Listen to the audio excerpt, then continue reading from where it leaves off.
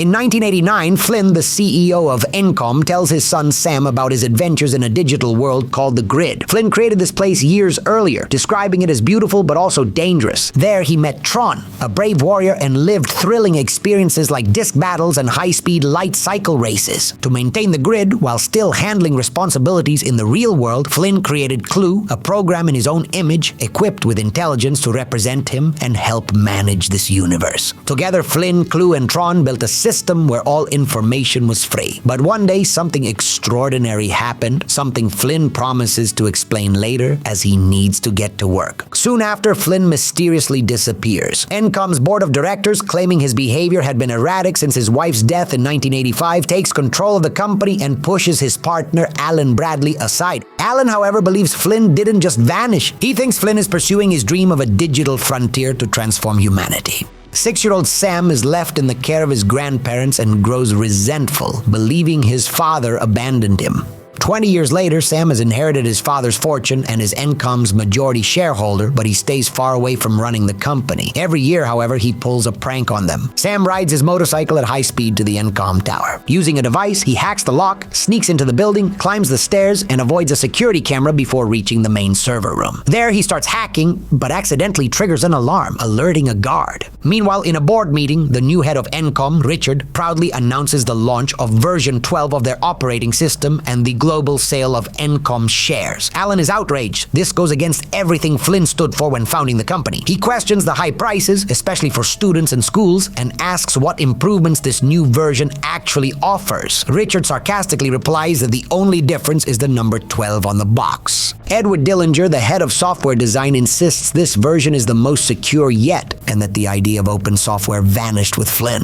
Suddenly, a video of Sam's dog appears on the screen. They discover someone has uploaded the software online for free. Pleased, Sam is caught by a guard who chases him to the roof. Cornered, Sam jumps and deploys a parachute but gets stuck on a traffic light. After struggling to free himself, he lands on a taxi and crashes down just as the police arrive and arrest him. Hours later, he makes bail and returns to his home, a converted shipping container. Alan shows up unexpectedly to congratulate him on his latest prank, a tradition Sam continues every year on the anniversary of his father's disappearance. Alan shows him an old pager that Flynn had given him and told him to always keep close. The pager received a message from Flynn's old office located above his former arcade from a number that hadn't been used in 20 years. Sam, still bitter about his father, brushes it off, but Alan pushes back, reminding him that the night before he vanished, Flynn spoke of a discovery that could change everything: medicine, science, religion. Alan doesn't believe Flynn would have walked away from that, or from Sam, without a reason. Sam isn't convinced and kicks him out, but Alan leaves the keys to the arcade behind. After thinking it over and glancing at his dog, Sam feels a twinge of guilt and decides to investigate. Sam's story is in many ways the story of a young man trying to reconcile with his father, and in doing so, with himself. From what we know, it's clear his life has been shaped by a painful absence that influenced many of his decisions. His mother died when he was very young, leaving only his father, Kevin, whom he deeply admired. Sam was close to him and saw him as a role model. But when Kevin vanished without warning, Sam was left alone, carrying a deep sense of abandonment. This absence stirred a mix of emotions, love and admiration for his father, but also a deep anger and resentment that has lingered for years. On one hand, Sam wants to follow in his father's footsteps and carry on his legacy. On the other, he can't let go of the feeling of betrayal. This inner conflict shows clearly in his actions. While he avoids being involved in Encom's operations, he keeps tabs on everything they do, and every year he pulls a prank to remind them and himself that he still cares. We also learn that he enrolled at the same university his father attended but dropped out. This back and forth between closeness and distance reflects Sam's internal struggle. Part of him wants to connect with his father, while another part resists, weighed down by resentment. This tension has defined Sam up to this point. What remains to be seen is how his journey will change him. Inside the empty arcade, Sam tries to play Tron, but when he inserts a coin, it falls to the ground. He notices some strange markings, moves the machine, and discovers a hidden door. Behind it is a control room with a computer. When he activates it, he unknowingly triggers a laser that digitizes him and transports him to the Grid. Stunned, Sam takes in the incredible world around him. Guards mistake him for a program without a disk, arrest him, and place him with other prisoners. A transport carries them to a worker who decides whether they'll be derezzed or sent to the games. Sam is chosen for the games, but another terrified program throws himself into a fan to avoid that fate. In the armory, sirens dress Sam in armor and give him an identity disc, warning him to obey and never lose it. Confused, Sam asks what he's supposed to do, and a siren named Jem answers, "Survive." Sam is taken to the games to participate participate in a disc battle. A roaring crowd cheers as the commander, wearing a helmet that hides his face, watches from a private box with his assistant, Jarvis. The match begins. His opponent hurls a disc at him, but Sam dodges just in time. Seeing another program get eliminated in the next arena, Sam panics, but he has no choice but to fight back. After a few missed throws, the opponent breaks the floor beneath Sam. He manages to grab the edge, climbs back up, and seizes the chance to shatter the floor under his rival, winning the round. In the next fight, Sam faces a much more intimidating opponent. The enemy strikes first, but Sam slides, grabs the disc, and throws it back, defeating him. Then he escapes the arena, catching Jarvis's attention. After leaping across several platforms, Sam reaches the final chamber where he'll face Rinsler, a fearsome warrior with 2 discs. An intense duel unfolds. They trade blows until Rinsler gains the upper hand. Just as he's about to strike a final blow, he notices blood on Sam's armor. Realizing he's a user, he lifts Sam and presents him to the commander's box. The leader demands his name, Sam responds, and the leader orders him to be brought in. Sam is taken to a chamber where the leader reveals his face, a younger version of Flynn. Sam is shocked to see his father, but Flynn doesn't recognize him at first, blaming the time that's passed.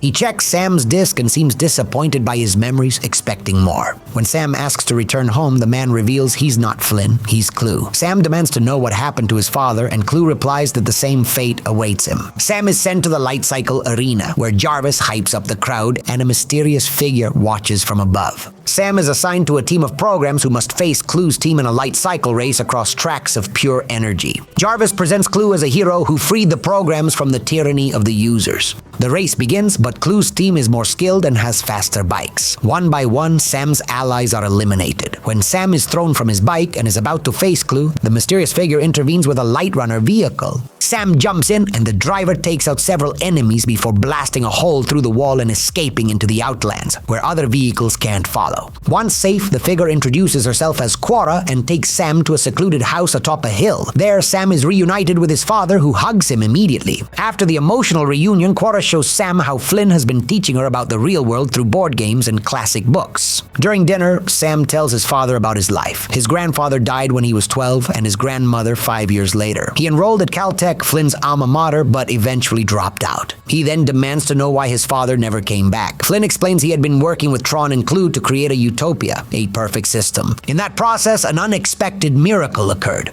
The ISOs, self-evolving algorithms that didn't originate from human design, capable of solving diseases, scientific problems, and philosophical dilemmas with a unique biodigital DNA. Flynn had never seen anything like them and was in awe, but Clue saw them as flaws. Since Clue's prime directive was to create a perfect system, he led a coup, ambushed Flynn and Tron, and took over. Tron was presumed eliminated, and Flynn escaped to the Outlands as the ISOs were wiped out in an event known as the Purge. Flynn tried to escape, but couldn't, because the only way out is a portal that uses massive energy, can't stay open permanently, and can only be activated from the outside. The portal closed, leaving Flynn trapped. Since 8 hours in the grid equals just 30 seconds in the real world, his 20-year absence meant nearly 20,000 years inside the system. If Sam is in the grid, that means the portal is reopened. Sam wants to escape with his father, but Flynn refuses. He explains he never sent a message to Alan, which suggests this could all be a trap by Clue. Flynn fears Clue is waiting at the portal to seize his identity discs, the master key. If Clue gets it, he could enter the real world, and since he doesn't tolerate imperfection, he would destroy a world as flawed as ours. Frustrated, Sam goes to his room. Quora retrieves a hidden object from one of her books and gives it to Sam, explaining it will help him find Zeus, a program who helped the ISOs during the Purge, and according to rumors, has access to any place in the grid. As Sam sneaks away, Flynn dreams of his family. Upon waking, he realizes Sam is gone and tells Quora they'll go after him. He's not willing to lose him again. Kevin's story is one of a father consumed by ambition who, in the process, neglected what mattered most, his son. After the death of his wife, a particularly vulnerable moment for a 2-year-old child, Kevin fully immersed himself in his obsession with the virtual world he had created, leaving Sam in the care of his grandparents. What's most striking is how that obsession with perfection in his digital world eventually became, both literally and metaphorically, his prison. Only when he was trapped in the grid and lost years with Sam did Kevin start to realize how much he had neglected him in pursuit of something that,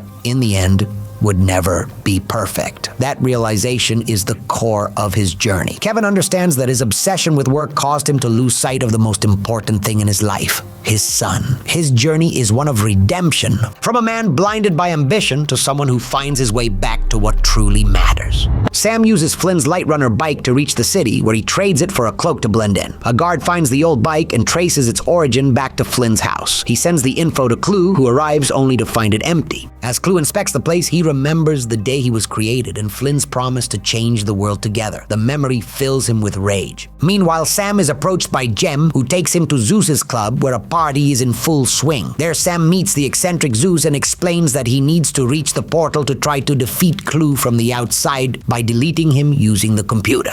Zeus pretends to help, but at that moment, Clue's soldiers storm the club, alerted by Zeus in exchange for a deal. Sam fights back and Quora arrives to support him while Zeus shoots from an upper platform, declaring that the game has changed. Sam and Quora are outmatched and Quora's left arm is disintegrated. Flynn suddenly appears, uses his admin powers to wipe out most of the enemies and gets Sam and Quora into an elevator to escape. Before the doors close, a soldier uses a cable to grab Flynn's disc and sabotages the elevator. Zeus kills the soldier and keeps the disc, while Flynn hacks the elevator to prevent it from crashing. Afterward, the trio boards a solar sailor headed for the portal. Along the way, Flynn uses Quora's identity disc to repair her arm and reveals that she's the last remaining ISO. He's always protected her because she's the miracle, a digital frontier with the potential to transform the human condition, capable of changing everything in the real world. Sam comments that the grid was amazing until Clue ruined it. But Flynn admits it was his own obsession with perfection that destroyed everything. He forgot what truly mattered: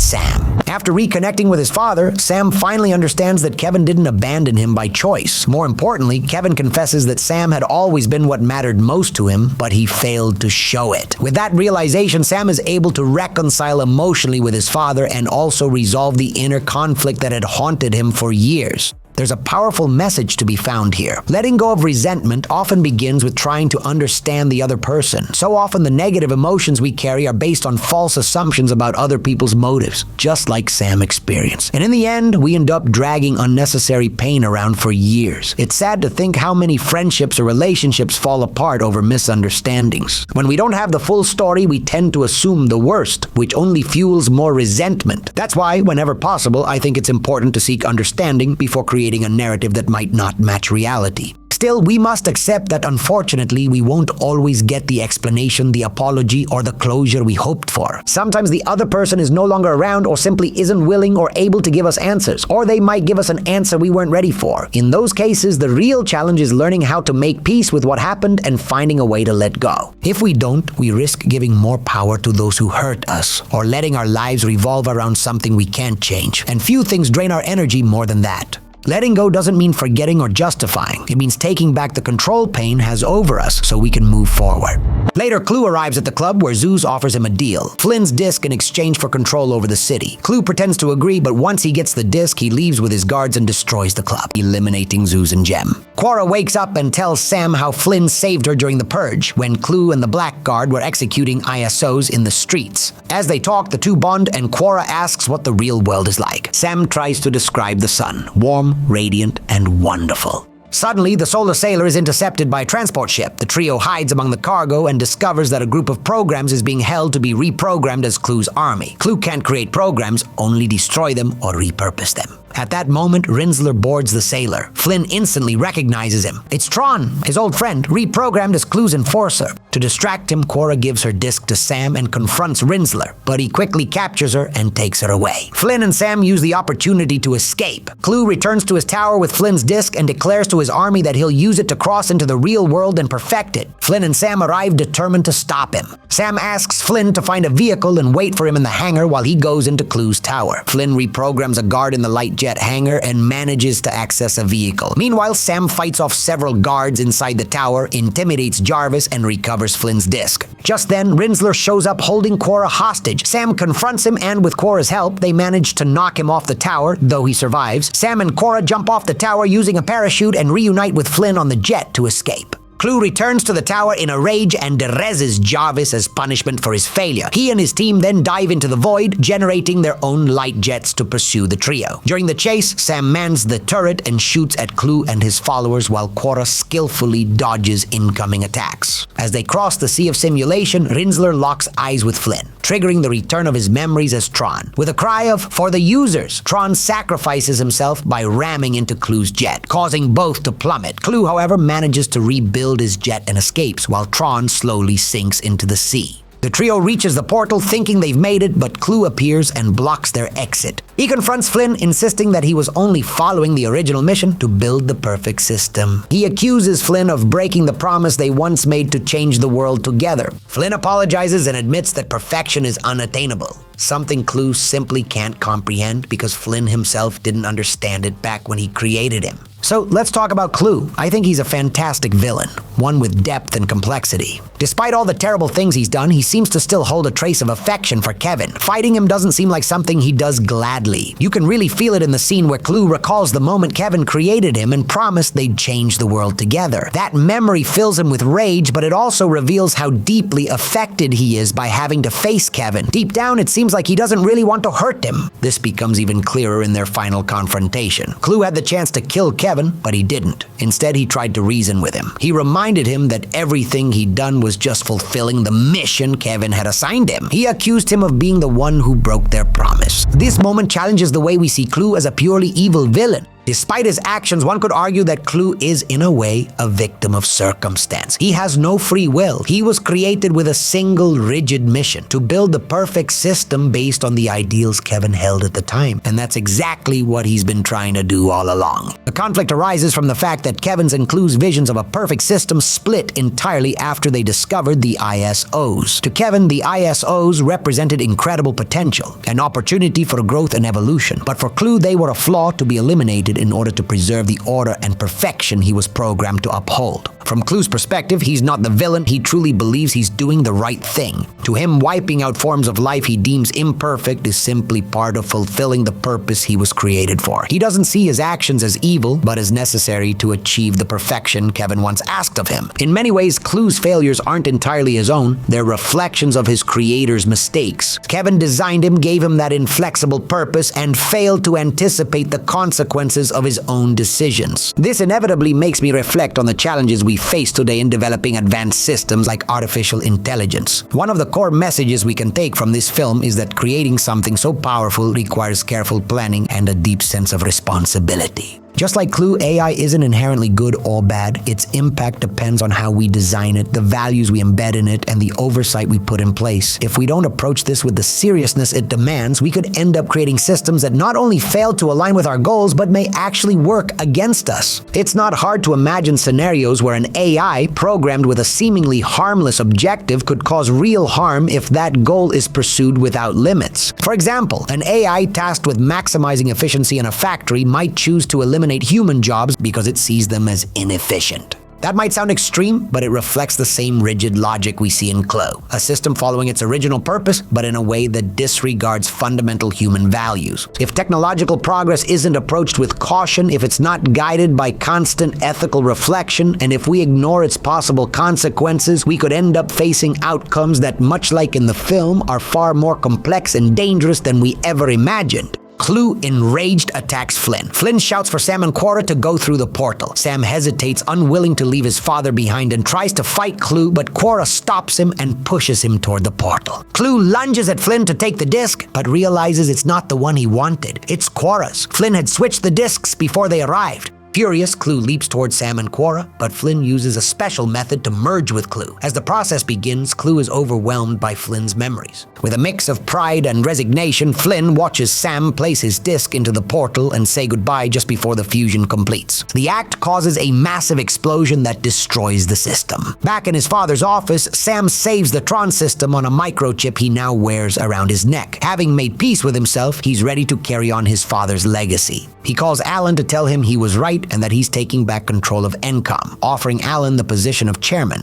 Outside, he meets Cora and tells her they have work to do to change the world. But first, he wants to show her something special. He takes her to see her first sunrise. I like to close with a reflection on what I believe is one of the film's most important messages: perfection. Perfection is an ideal that draws us in and sometimes consumes us. But as Kevin says, it's unattainable. No matter how hard we try, we'll never quite reach that flawless state we imagine. Perfection is a destination that always seems just one step beyond our grasp, like trying to catch the horizon. No matter how far you run, it always stays out of reach. The problem with chasing perfection as if it were an end goal is that it can eat us alive. We stop appreciating what's good, what works, what's enough.